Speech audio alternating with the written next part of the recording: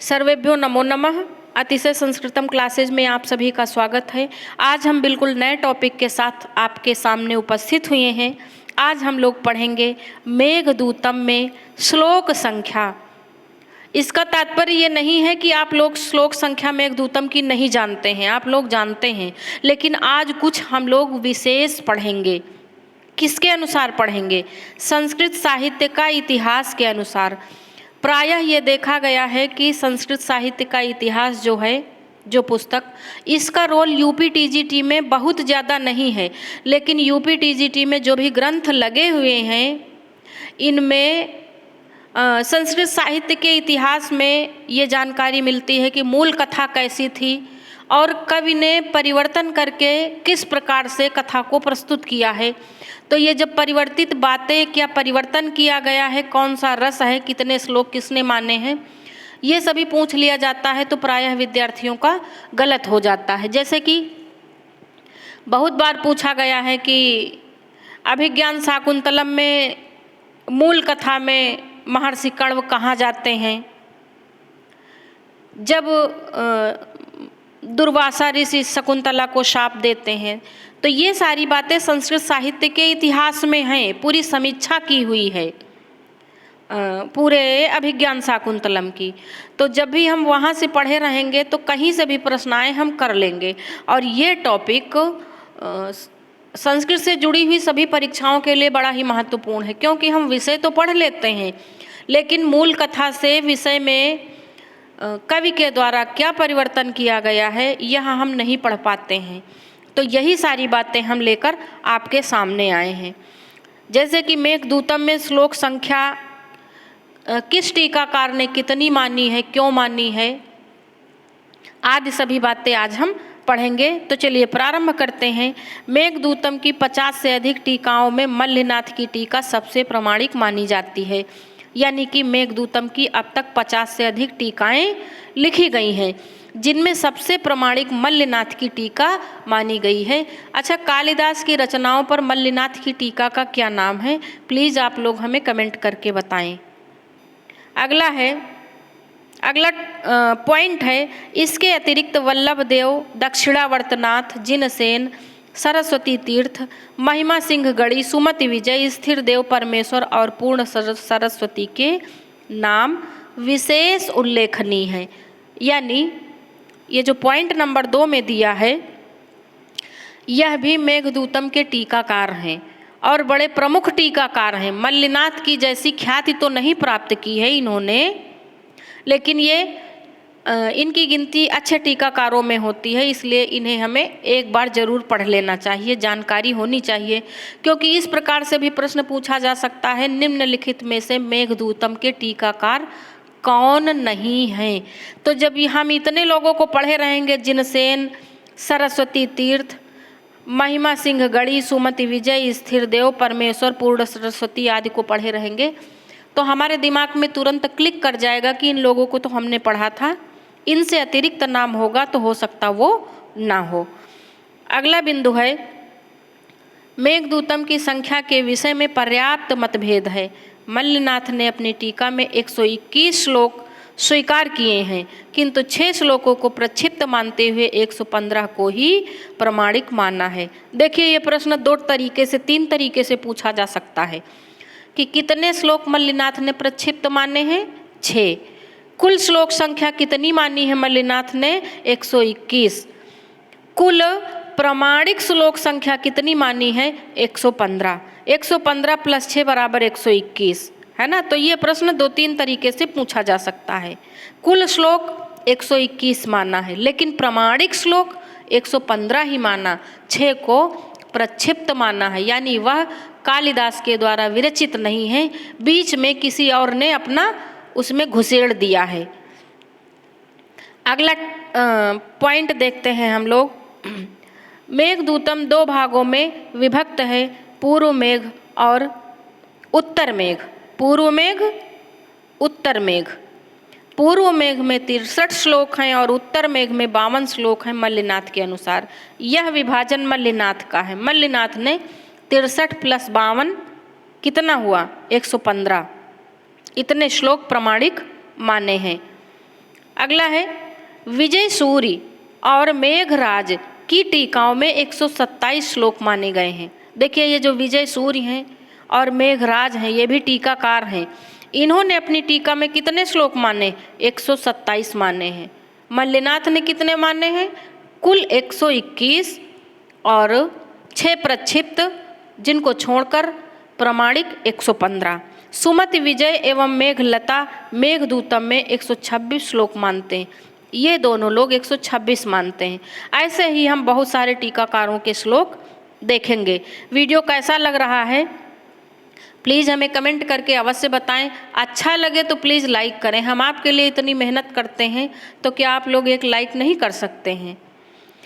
अगला देखते हैं बिंदु। नेमिदूत और शीलदूत की टीकाओं में 125 श्लोक संख्या है।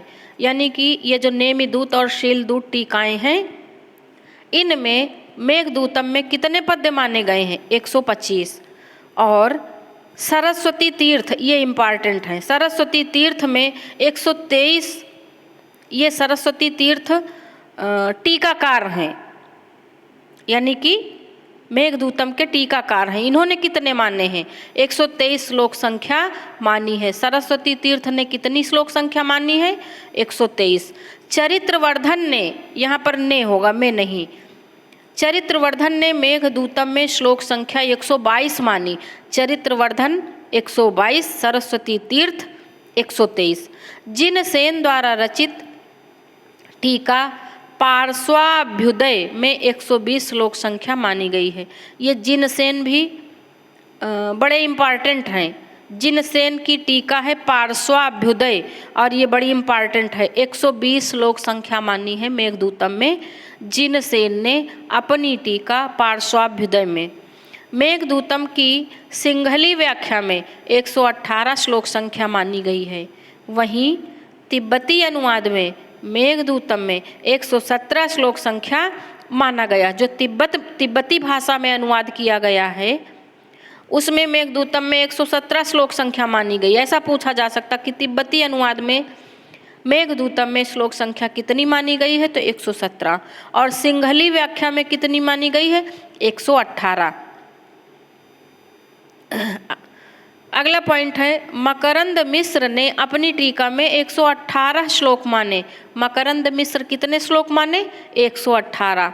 रामनाथ ने तर्कालंकार, रामनाथ की तर्कालंकार पुस्तक है, टीका है, इसमें इन्होंने 116 पद्य माने हैं। रामनाथ ने अपने तर्कालंकार में कितने पद्य माने हैं? 116। मकरंद मिश्र ने कितने माने हैं? 118। और अगला देखते हैं हर गोविंद वाचस्पति मिश्र आदि ने 115 श्लोक माने हैं। हर गोविंद वाचस्पति मिश्र ने, मिश्रा नहीं होगा मिश्र है, ने 115 श्लोक माने हैं। कहाँ माने हैं? मेघदूतम में माने हैं कि 115 श्लोक हैं ना। और 115 ही तो मल्लिनाथ ने भी प्रमाणिक माना है।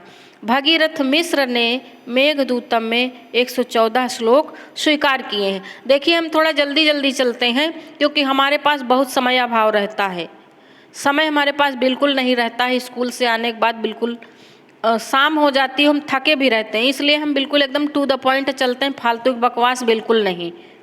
आपके पास भी हम जानते हैं समय नहीं, हमारे पास भी समय नहीं, इसलिए कम समय में हम ज़्यादा से ज़्यादा देना चाहते हैं और आप लोग भी कम समय में ज़्यादा से ज़्यादा लेने की कोशिश करें। तो अगला पॉइंट देखते हैं हम लोग। आधुनिक संस्करण में विल्सन महोदय ने 115 श्लोक स्वीकार किए हैं। देखिए अब 115 किसका किसका हो गया? विल्सन महोदय बहुत इंपॉर्टेंट है, जान लीजिए। ये पाश्चात्य विद्वान हैं और इन्होंने भारतीय साहित्य में खूब इंटरेस्ट लिया है और अपना तर्क हर जगह दिया है, अपनी बात हर जगह कही है। रामगिरी को ये कहा और उन्होंने वो कहा, इन्होंने ये कहा, इन्होंने सारे स्थानों के नाम भी अलग अलग बताए हैं। तो ये जो विल्सन महोदय हैं इन्होंने 115 श्लोक माने हैं मेघदूतम में। हर गोविंद वाचस्पति मिश्र ने भी 115 माने हैं और मल्लिनाथ ने भी प्रमाणिक श्लोक संख्या 115 ही मानी है। चलते हैं हम लोग अगले पेज पर। वीडियो अच्छी लगे तो प्लीज़ लाइक शेयर और सब्सक्राइब करें। गिल्ड मिस्टर ने 113 पद्य स्वीकार किए हैं। देखिए हम घटते क्रम में चल रहे हैं। उसके बाद हल्स, वहीं हल्स और एस के डे का बहुत पूछा जाता है। एस के डे ने 111 पद स्वीकार किए हैं। एस के डे कितना मानते हैं? हल्स और एस के डे कितना मानते हैं? 111। और गिल्ड मिस्टर कितना मानते हैं? 113 मानते हैं। अब ये देखिए हमने शॉर्टकट में भी बना दिया है। ये हर्टिल का भी पूछा जाता है। हर्टिल ने 108 श्लोक को ही मौलिक माना है। ये जो हर्टिल है इन्होंने सबसे कम श्लोक संख्या मानी है। हर्टिल ने सबसे कम श्लोक संख्या मानी है और सबसे ज़्यादा विजय सूर्य और मेघराज ने मानी है। देखिए जितना भी हम अभी तक बताए हैं उसका हमने शॉर्टकट भी देखिए लिख रखा है। विजय सूर्य मानते हैं 127, मेघराज 127, लक्ष्मी निवास 126 श्लोक संख्या, सुमति विजय 126, लक्ष्मी निवास और सुमति विजय 126, विजय सूर्य और मेघराज 127 है ना। विजय सूर्य मेघराज 127 श्लोक संख्या, लक्ष्मी निवास और सुमति विजय 126 मानते हैं। मेघलता, अच्छा मेघलता भी 126 मानती, 3 लोग 126 मानते हैं। लक्ष्मी निवास, सुमति विजय, मेघलता 126। नेमिदूत और शीलदूत 125 मानते हैं। ये टीकाएं हैं, इसमें 125 माना गया। सरस्वती तीर्थ कितना मानते हैं? टीकाकार सरस्वती तीर्थ 123 मानते हैं। और चरित्रवर्धन में 122 श्लोक संख्या में मेघदूतम की मानी गई है। पार्श्वाभ्युदय जिनसेन की टीका इन्होंने 120 माना है। अभी पार्श्वाभ्युदय का पढ़े हैं ना आगे पहले पेज पर। और सिंघली व्याख्या में 118। मल्लिनाथ ने कितना माना है? 115। यह प्रमाणिक श्लोक संख्या है मल्लिनाथ की। कुल 121 बताए हैं, 63, 52, 115 प्रमाणिक। मकरंद मिश्र ने 118 माने। मकरंद मिश्र भी इम्पॉर्टेंट हैं, मल्लिनाथ भी इम्पॉर्टेंट हैं और ये पार्श्वाभ्युदय, चरित्रवर्धन, ये सारे लोग इम्पॉर्टेंट हैं। रामनाथ ने तर्कालंकार में कितना माना है? 116। और हरगोविंद वाचस्पति 115 श्लोक संख्या मानते हैं। भगीरथ मिश्रा 114 श्लोक संख्या, विल्सन महोदय 115, ये इम्पॉर्टेंट हैं। ठीक, विल्सन महोदय बहुत इम्पॉर्टेंट हैं। अगला देखते हैं। गिल्ड मिस्टर 113 पद्य, एसके डे 111 पद्य, ये भी हर्टेल और एसके डे काफ़ी इम्पॉर्टेंट हैं। हर्टेल 108 पद्य मानते हैं, सबसे कम यही मानते हैं। अगला हम लोग देखते हैं मेघदूतम की लोकप्रियता और दूत काव्य। क्या कारण है कि मेघदूत इतना लोकप्रिय हुआ है? मेघदूतम की लोकप्रियता का कारण है कि इस पर 50 से अधिक संस्कृत टीकाएं लिखी गई हैं। सभी भारतीय भाषाओं में इसका पद्य या गद्य में अनुवाद हुआ है। तो अगर आपको वीडियो अच्छी लग रही हो, आपको लग रहा हो कि नई जानकारी मिल रही है, तो प्लीज़ वीडियो लाइक, शेयर और सब्सक्राइब अवश्य करें। अगला पॉइंट है हिंदी, मराठी, गुजराती, बंगला, तेलुगु, तमिल, मलयालम और उर्दू आदि में इसके अनुवाद हुए हैं। देखिए कितनी भाषाओं में हिंदी, मराठी, गुजराती, बंगला, तेलुगु, तमिल, मलयालम, उर्दू आदि में अनुवाद हुआ है।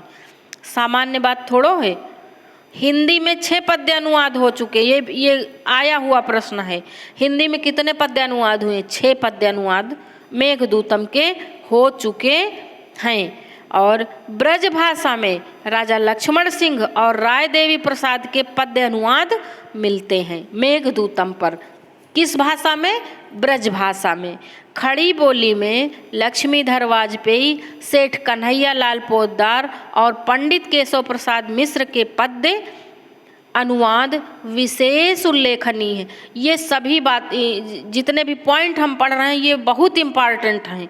संस्कृत से जुड़ी हुई किसी भी परीक्षा के लिए ये बहुत इम्पॉर्टेंट हैं, और ख़ास करके यूपी, टीजीटी, जीआईसी और असिस्टेंट प्रोफेसर के लिए तो बहुत ही एकदम रामबाण है, समझ लीजिए। तो इसलिए बिल्कुल ध्यान देकर 2 बार 3 बार वीडियो को अवश्य देखें। अगला है, मेघदूतम के तिब्बती और सिंहली भाषा में अनुवाद बहुत प्राचीन और मूल पाठ निर्धारण के लिए अत्यंत महत्वपूर्ण है। कहने का तात्पर्य यह है कि ये जो तिब्बती भाषा में अनुवाद किया गया, सिंहली भाषा में अनुवाद किया गया, ये बहुत पहले अनुवाद किया गया था। तो इनमें मूल पाठ, यहाँ से जब हम मूल पाठ निर्धारण करना चाहें तो उसकी दृष्टि से ये बहुत ही महत्वपूर्ण है। बाकी ये सारे तो बाद में आए हैं, जैसे खड़ी बोली में लक्ष्मीधर वाजपेयी और सेठ कन्हैयालाल पोद्दार ने किया, ब्रज भाषा में लक्ष्मण सिंह ने किया, तो ये लोग तो बाद में आए हैं। लेकिन जब हम मूल जानना चाहेंगे तो तिब्बती भाषा और सिंहली भाषा के अनुवाद हमारे लिए काफ़ी मदद करेंगे जानने में। चलिए अगला देखते हैं हम लोग। प्रसिद्ध जर्मन विद्वान मैक्स मूलर ने जर्मन भाषा में मेघदूतम का पद्य अनुवाद किया। ये भी बहुत इम्पॉर्टेंट है और कई बार पूछा गया है। आपको मेघदूतम में कहीं नहीं मिलेगा कि जर्मन विद्वान मैक्स मूलर ने जर्मन भाषा में मेघदूतम का पद्य अनुवाद किया। ये संस्कृत भाषा के इतिहास से ये प्रश्न पूछे जाते हैं संबंधित विषय पर। स्वेट्ज ने जर्मन भाषा में मेघदूतम का गद्यानुवाद किया। मैक्स मूलर जर्मन भाषा के कवि थे। उन्होंने जर्मन भाषा में मेघदूतम का पद्यानुवाद किया। लेकिन ये जो स्वेट्ज महोदय हैं, इन्होंने भी जर्मन भाषा में अनुवाद किया, लेकिन इन्होंने गद्यानुवाद किया। ये अंतर है। स्वेट्ज ने गद्य में किया, मैक्स मूलर ने पद्य में किया दोनों लोगों ने जर्मन भाषा में ही। ये जर्मन भाषा के विद्वान थे। अगला पॉइंट है, आर्थर राइडर और H.G. रूक ने अंग्रेजी में इसके सुंदर पद्यानुवाद किए। H.G. रूक ने किस भाषा में मेघदूतम का पद्यानुवाद किया? अंग्रेजी भाषा में। कभी कभी पूछ लेता है कि गद्यानुवाद किया कि पद्यानुवाद किया। कभी पूछ लेगा कि अंग्रेजी भाषा में इसका पद्यानुवाद मेघदूतम का किसने किया? तो आर्थर राइडर ने किया। जर्मन कवि शीलर की कृति मेरिया स्टुअर्ट, ये इम्पॉर्टेंट है। नाटक, इसको थोड़ा सा मिटा देते हैं। हाँ, मेरिया स्टुअर्ट नाटक है किसका? शीलर का। शीलर भी जर्मन विद्वान है। इनका नाटक है मेरिया स्टुअर्ट। नाटक को मैकडोनाल्ड ने मेघदूतम के विल्सन कृत अनुवाद पर आश्रित माना है। यानी कि मैकडोनाल्ड कहते हैं कि जो विल्सन ने अनुवाद किया है वह मेरिया स्टुअर्ट पर आधारित है, ऐसा मानते हैं। विल्सन का मेघदूतम पर अनुवाद 1813 ईस्वी में प्रकाशित हुआ। ये बड़ा इम्पॉर्टेंट प्रश्न है। विल्सन ने जो मेघदूतम का अनुवाद किया वो कब प्रकाशित हुआ? 1813 ईस्वी में प्रकाशित हुआ। और ये जो मैकडोनाल्ड हैं, ये कहते हैं इन विल्सन महोदय ने जो मेघदूतम पर अनुवाद प्रस्तुत किया है वह जर्मन कवि शीलर की कृति मेरिया स्टुअर्ट पर है। ये अंतर समझना। शीलर की कृति मेरिया स्टुअर्ट में भी मेघ द्वारा संदेश भेजने की कल्पना, क्योंकि इन्होंने मैकडोनाल्ड ने देखा कि मेरिया स्टुअर्ट में भी मेघ द्वारा संदेश भेजने की कल्पना की गई है, तो इन्होंने ये माना कि विल्सन ने जो अनुवाद किया है वह मेरिया स्टुअर्ट को आधार बनाकर किया है, ऐसा मान लिया इन्होंने, जबकि ऐसा गलत है। Doctor H. बेख ने इसका तिब्बती भाषा में अनुवाद किया। ये भी इम्पॉर्टेंट है। मेघदूतम की लोकप्रियता के कारण संस्कृत कवियों में दूत काव्य की परंपरा ही चल पड़ी। ये सारी बातें मेघदूतम की बहुत ही इम्पॉर्टेंट हैं और इकट्ठी आपको मिल गई। यदि आप इतना पढ़ लेते हैं तो ये मान के चलिए संस्कृत साहित्य के इतिहास से जो भी मेघदूतम से संबंधित अलग से बाहर से प्रश्न आते हैं, आपका एक भी प्रश्न गलत नहीं होगा। कुछ दूत काव्य, तो कुछ दूत काव्य हैं जो लिखे गए हैं और प्रायः अब पूछे जाते हैं। तो यहाँ पर अच्छा ये गलत है ना, इधर कवि होंगे या उनकी, इधर कवि और इधर टीकाएं हैं। चलिए देखिए इधर मिटा देते हैं, हाँ ये सही। अब देखिए तो ये जो कवि विक्रम हैं, विक्रम कवि हैं, इनके दूत काव्य का क्या नाम है? जब कवियों ने, परवर्ती कवियों ने ये देखा कि कालिदास का मेघदूतम इतना हिट हुआ तो उन लोगों ने दूत काव्य की रचना करना प्रारंभ कर दिया और एक परंपरा ही बन गई। तो कौन कौन लोगों ने दूत काव्य लिखे, उनमें से इम्पॉर्टेंट हमने रखे हैं। तो आइए देखते हैं। विक्रम कवि ने नेमिदूत लिखा, विक्रम कवि ने नेमिदूत लिखा।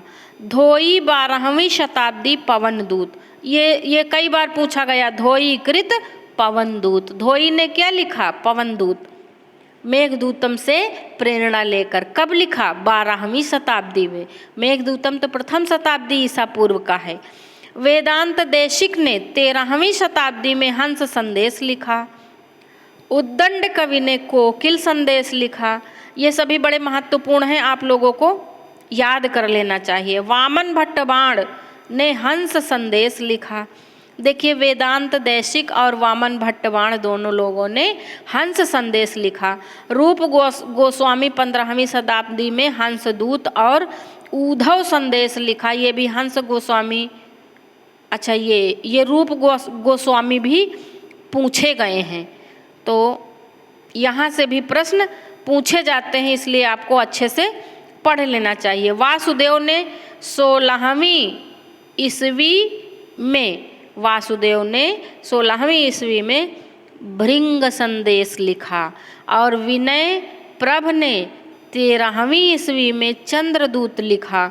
वेंकटनाथाचार्य ने हंस संदेश लिखा। लक्ष्मीदास ने शुक संदेश और तैलंग वज्रनाथ ने मानोदूत नहीं मनोदूत लिखा। माँ में बड़े आ की मात्रा नहीं लगेगी। किसका है? तैलंग वज्रनाथ का है।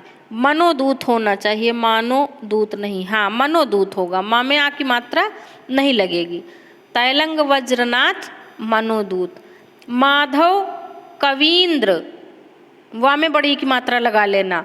माधव कवींद्र ने उद्धव दूत लिखा। उद्धव दूत और किसने लिखा है? अभी पीछे बता आए हैं। और वादचंद्र ने क्या लिखा? पवन दूत लिखा। तो ये बड़े ही महत्वपूर्ण दूत काव्य थे और आज हमने जो मेघदूतम में जाना वो बड़ी ही गूढ़ जानकारी थी। मुझे लगता है मैंने इसी प्रकार से तैयारी की थी तो हम सफल हुए और हम चाहते हैं कि आप लोग भी ऐसे ही तैयारी करके सफल हों, कहीं से भी हमारा कुछ भी छूटे नहीं। तो आइए महत्वपूर्ण जान लेते हैं। Check description box for link आप, तो आप हमारा यदि किसी भी वीडियो में डिस्क्रिप्शन चेक करेंगे तो उसमें कुछ लिंक मिलेंगे, उन लिंक से आप हमारी वीडियो तक पहुंच सकते हैं। जैसे कि ऑल टेस्ट सीरीज़ लिंक, जितनी भी हमारी 40 टेस्ट सीरीज हमने करा दिया है, ये सारी लिंक हमारी आपको वीडियो के डिस्क्रिप्शन में लिंक रहती हैं, वहाँ से आप लोग पहुँच सकते हैं और प्राप्त कर सकते हैं। और दूसरा है टेलीग्राम लिंक, आप हमारा टेलीग्राम चैनल भी ज्वाइन कर सकते हैं, उसकी ये लिंक है डिस्क्रिप्शन में, ये भी मिलेगी। और चैनल फॉर चैनल वीडियोज़, और हमारे चैनल के सारे वीडियोज़ प्राप्त करने के लिए देखें डिस्क्रिप्शन में ऐसा लिंक। और ये हमारा @sanskritam24 हैंडल है। तो आप लोग हमारे चैनल पर विज़िट करके अच्छी अच्छी वीडियोज़ प्राप्त कर सकते हैं। आज की वीडियोज़ यहीं तक हम रखते हैं। मिलेंगे नए टॉपिक के साथ फिर। हमें सुनने के लिए धन्यवाद।